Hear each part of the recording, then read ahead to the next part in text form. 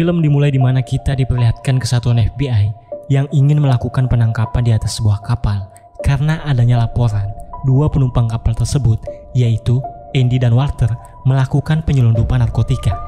Tapi Andy sempat membuang barang haram tersebut ke laut, yang pada akhirnya Andy dan Walter pun lolos dari penangkapan itu. Kemudian Andy dan Walter melapor kepada bosnya, yaitu Tim Rick. Ini orangnya. Andy menjelaskan kepada Tim bahwa dia terpaksa membuang paketnya, dan bosnya pun sangat kesal Andy melakukan itu. Di sisi lain, yang dimana Chris Faraday, Kate, dan Sebastian. Kate adalah istri dari Chris dan kakak dari Andy.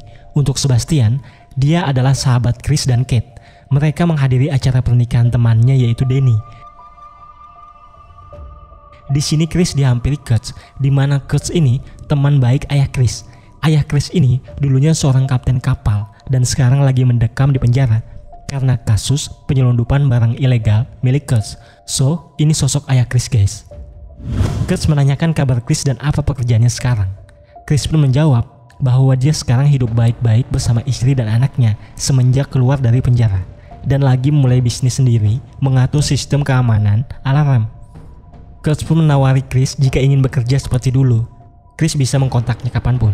Karena buah jatuh tidak jauh dari pohonnya, Chris ini sangat terkenal dengan skill penyelundupannya, guys. Dimana dia pernah menyelundupkan mobil Ferrari tanpa diketahui bea cukai. Tak lama kemudian, Kate mendapat telepon dan mendapat kabar bahwa adiknya sedang dirawat di rumah sakit. Setibanya di rumah sakit, awalnya Andy tidak mau mengakui apa sebenarnya yang terjadi.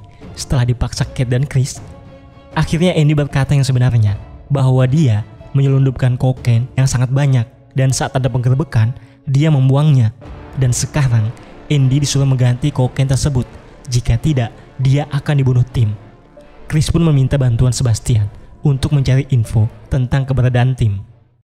It's a decent system, but your locks are a joke. Anybody knows the response time? Keesokan harinya, Chris mendapat kabar dari Sebastian bahwa Tim sedang berada di kota di suatu tempat. Chris pun mendatangi Tim, mencoba negosiasi agar Tim tidak membunuh Andy.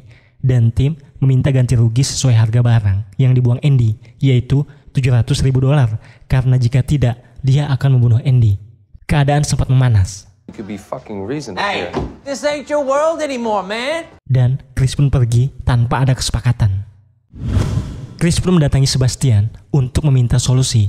Sebastian pun menawarkan pekerjaan, yaitu melakukan aksi penyelundupan.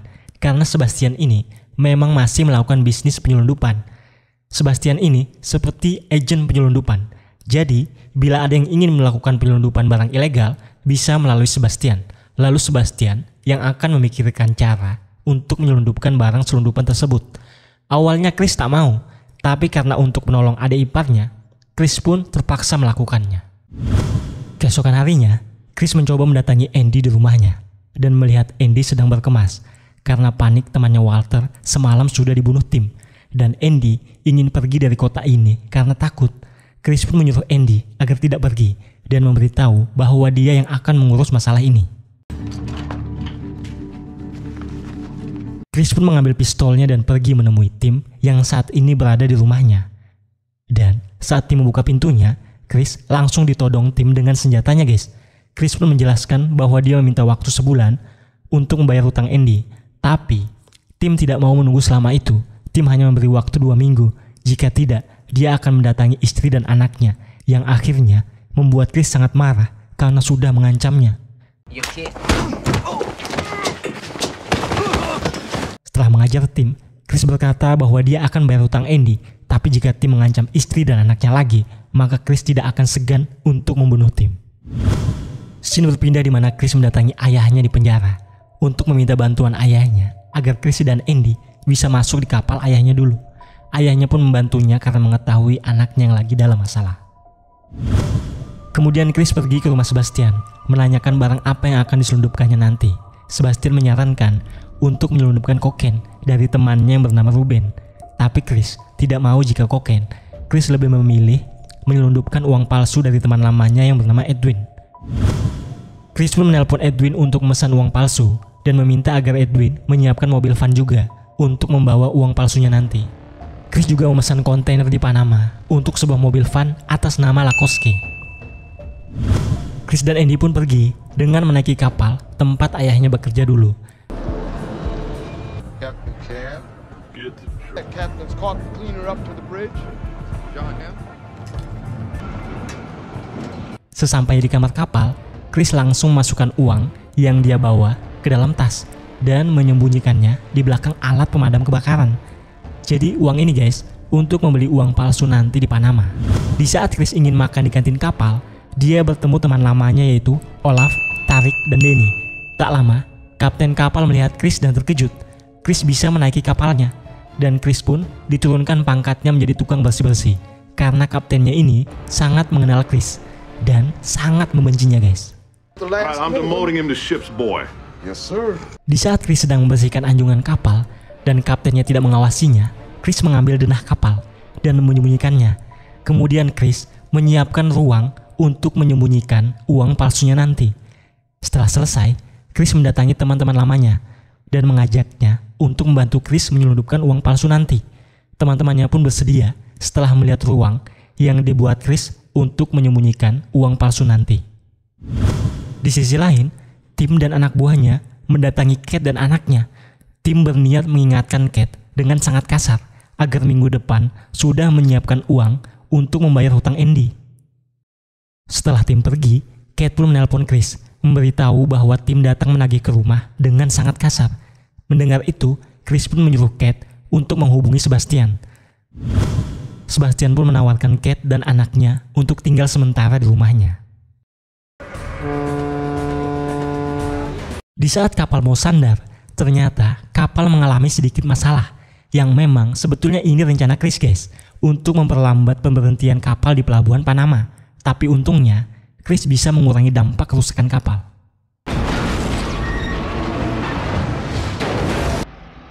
Setelah sampai di pelabuhan Panama, Chris, Andy, dan Denny pergi membeli uang palsu tanpa sepengetahuan kapten kapal. Saat di taksi, Chris menelpon Kate menanyakan kabarnya dan anak-anak. Kate pun memberitahu bahwa dia dan anak-anak sekarang sementara tinggal di rumah Sebastian. Chris pun tiba di lokasi. Di saat Chris memeriksa uang palsunya, dia mengetahui produk uang palsunya tidak sesuai dengan produk yang terakhir kali dia beli. Dan Chris sangat kecewa karena dia tidak punya banyak waktu. Edwin pun menyarankan untuk pergi ke gudang Gonzalo karena Gonzalo memiliki produk yang sesuai keinginan Chris. Number 11. Hold on, I gotta take this. Oh, Chris pun menelpon Sebastian dan memberitahu produk uang palsunya tidak sesuai harapan, dan Sebastian menyuruh Chris untuk membawa kokain saja dari Ruben temannya karena jika kembali dengan tangan kosong, Andy nanti akan dibunuh Tim. Tapi Chris tetap tidak mau jika harus membawa kokain. Chris pun akhirnya pergi ke gudang Gonzalo untuk membeli produk uang palsu milik Gonzalo. Scene berpindah di mana Sebastian mendatangi seseorang yang ternyata adalah Tim. Di sini kita baru mengetahui guys, ternyata Tim kerja sama dengan Sebastian untuk menyelundupkan kokain yang Andy bawa di scene awal tadi. Jadi gini guys, kokain di awal yang Andy buang itu sebetulnya milik Kurt. Kurt memakai jasa Sebastian untuk menyelundupkan kokain, dan Sebastian menyuruh Tim untuk mencari penyelundup profesional. Tapi Tim malah menyewa Andy, di mana saat itu Tim tidak mengetahui bahwa Andy adalah adik ipar Chris. Dan sekarang Sebastian khawatir jika tidak mendapatkan kokain untuk Kurt atau menggantinya dengan uang, maka dia akan celaka. Kembali ke Chris, di saat sampai di gudang, Andy disuruh tetap stay di mobil. Dan tak lama, Andy mendapat telepon dari Tim. Andy disuruh membawa uang yang ada di dalam tas untuk membeli kokain tanpa memberitahu Chris. Jika tidak, Tim akan membunuh keponakannya. Andy pun pergi membawa uang yang ada di tas itu guys. Yang padahal uang itu untuk membeli uang palsu kepada Gonzalo.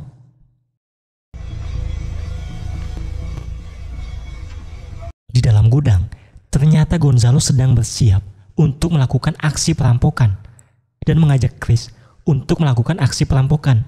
Jika Chris mau ikut, Gonzalo akan memberikan uang palsunya secara gratis.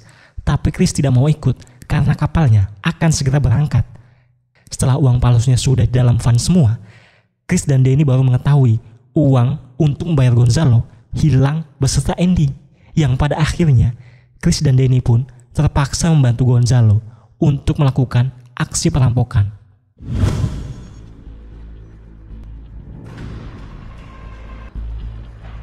Aksi perampokan pun dilakukan, guys.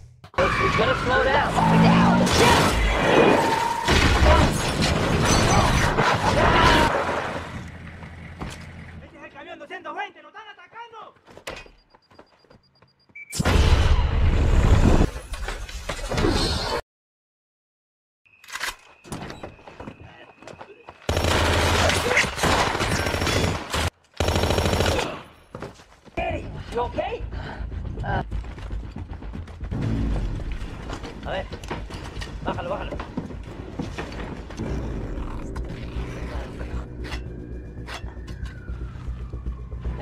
Ternyata yang dirampok adalah karya seni, guys, yang aku belum tahu berapa harganya.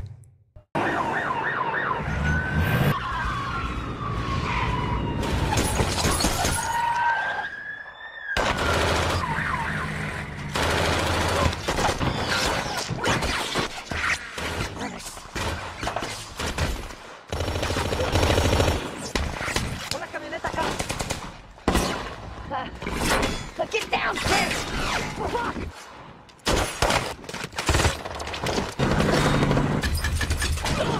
Anak buah Gonzalo tewas semua, guys.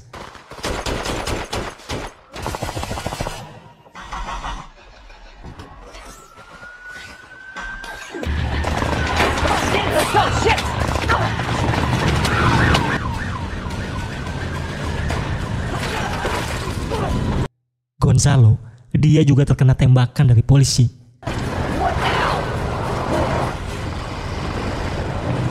Tapi mereka sempat sampai di gudang membawa barang hasil rampokan. Karena Gonzalo terlihat sekarat, Chris mengambil barang rampokan dan memasukkannya ke van miliknya. Chris dan Danny pun bergegas menuju pelabuhan. Di sisi lain, Andy sudah kembali ke kapal duluan membawa kokain.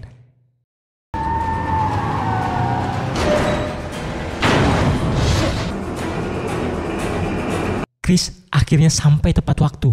Tanpa lama-lama, dia langsung memindahkan uang palsunya tanpa disadari kapten kapal. Kapten kapal curiga dengan kontainer terakhir yang baru masuk. Dia pun memeriksanya. Tapi sang kapten tidak menyadari, guys, bahwa yang dia lihat itu karya seni mahal hasil rampokan. Kapal pun berangkat. Chris langsung mendatangi Andy dengan sangat marah. Setelah mendengar penjelasan Andy bahwa dia terpaksa melakukannya agar tim tidak membunuh anak Chris, Chris pun mengerti bahwa Andy terpaksa melakukannya. So, jadi ini, guys, yang dibawa pulang Chris kembali ke Amerika. 1. Uang palsu senilai 15 juta dolar. 2. Kokain yang dibeli Andy dari Ruben. 3. Mobil van yang berisi karya seni hasil rampokan yang kita belum tahu berapa nilai jualnya.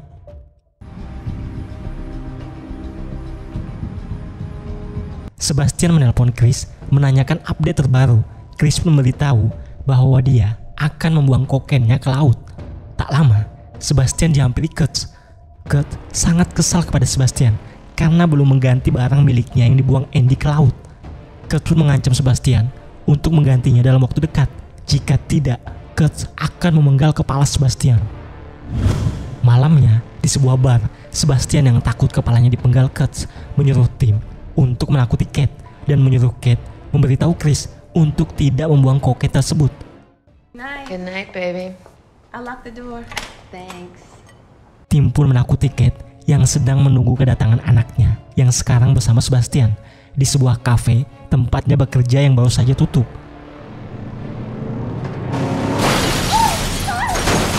Tim pun menakuti Kate seperti arahan dari Sebastian, yaitu menyuruh Kate menghubungi Chris agar tidak membuang kokainnya. Kate sempat memukul kepala tim dan berlari keluar, yang ternyata Sebastian baru saja tiba bersama anak Kate. Dan seolah-olah Sebastian menjadi pahlawan kemalaman. Kate pun berterima kasih dengan memeluknya, tapi Kate tiba-tiba merasa kesal kepada Sebastian karena dia mencium bau alkohol dari mulut Sebastian, yang dimana Sebastian terlihat sedikit mabuk dan membawa anak Kate naik mobil bersamanya, yang pada akhirnya Kate membawa anaknya dan pergi untuk menginap di rumah temannya saja.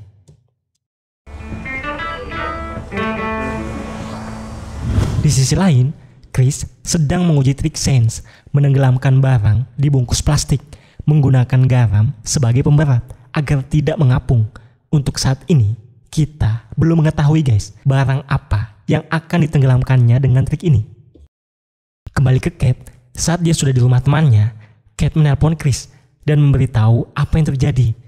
Chris di sini sedikit bingung dan curiga, kenapa tim bisa mengetahui bahwa Chris akan membuang kokain tersebut, sementara yang mengetahui ini hanya Sebastian. Chris pun menanyakan kepada Andy.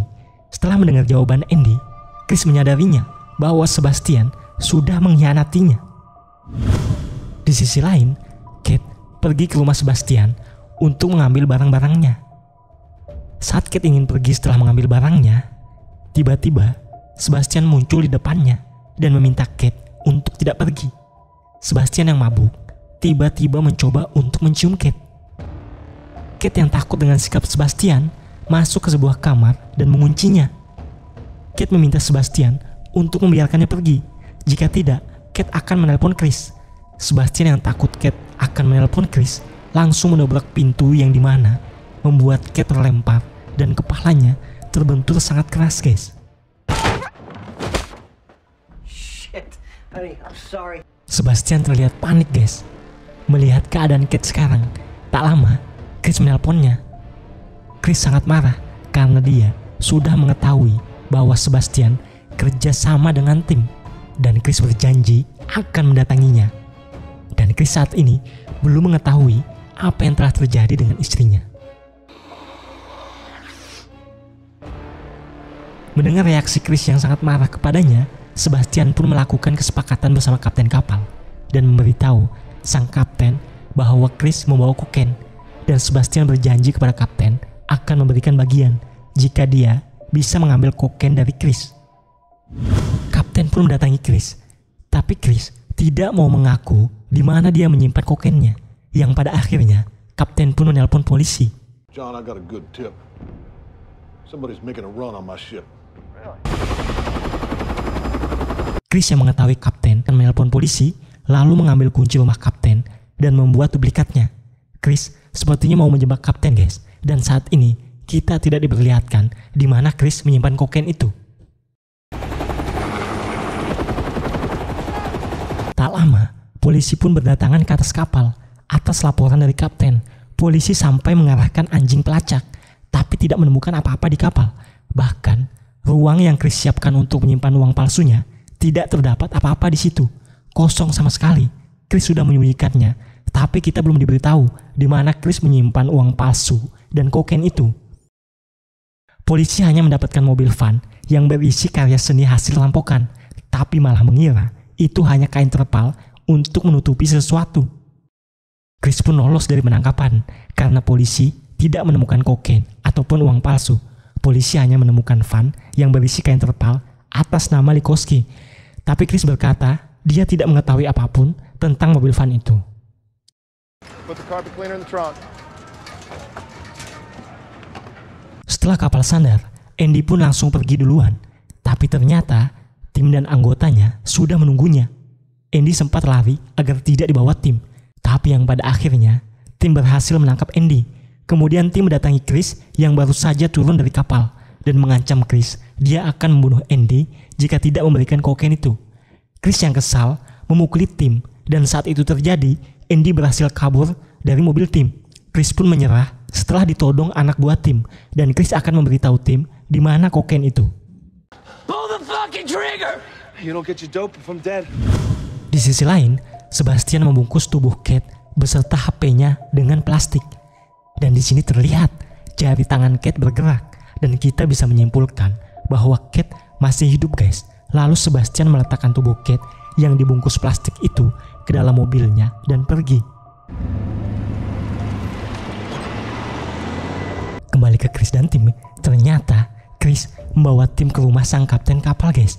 Inilah sebabnya Chris membuat kunci duplikat tadi. Chris pun masuk ke rumah sambil menyalakan sistem keamanan rumah tanpa sepengetahuan tim. Polisi pun menuju rumah kapten karena sistem keamanan yang Chris nyalakan. Dan Chris memberitahu tim kalau ini adalah rumah temannya. Jadi meminta tim dan yang lain untuk tidak ribut agar temannya tidak terbangun.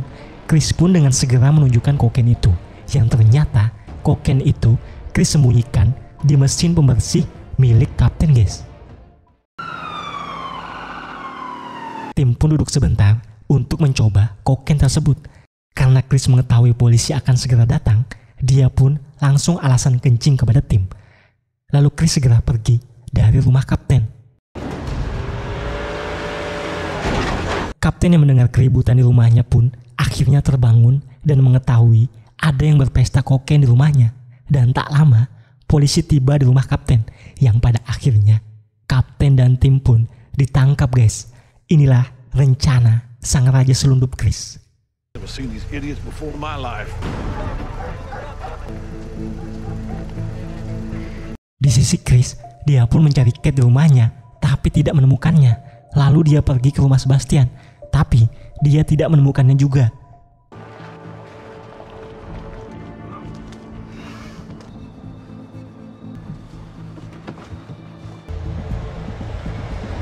Well, you guys deploy this man on the south corner first. Di sisi Sebastian, ternyata Sebastian mencoba mengubur Kate di proyek bangunannya dengan semen, guys. Tak lama, Chris menemui Sebastian di kantornya. Chris menanyakan Kate di mana, tapi Sebastian tetap bungkam. Chris pun berusaha menelpon Kate, dan Chris merasa ada yang aneh setelah melihat gelagat Sebastian.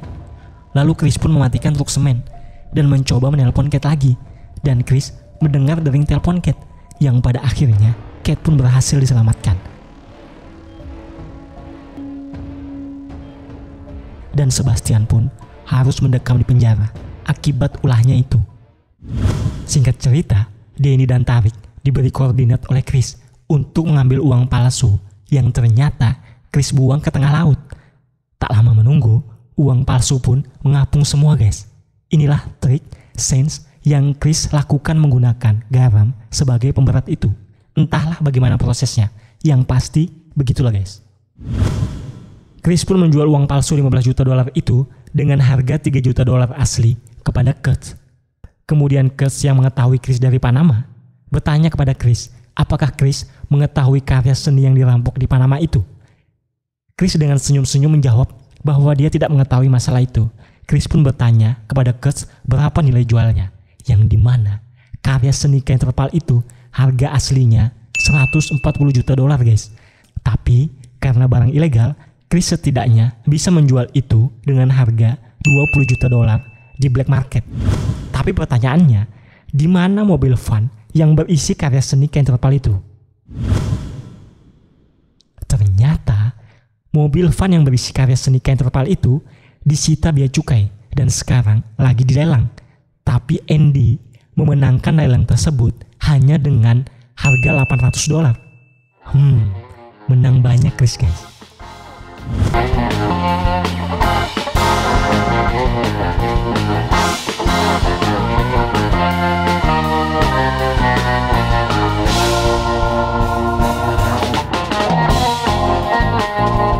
Dan film pun berakhir, guys. Di saat Chris, Andy, dan Danny merasa sangat senang setelah mengetahui harga karya seni kain terpal itu. So, begitulah alur cerita film ini, guys. Jangan lupa, guys, tekan tombol subscribe-nya biar kalian tidak ketinggalan untuk alur cerita film menarik lainnya. Oke, guys, sampai jumpa di cerita selanjutnya. Assalamualaikum.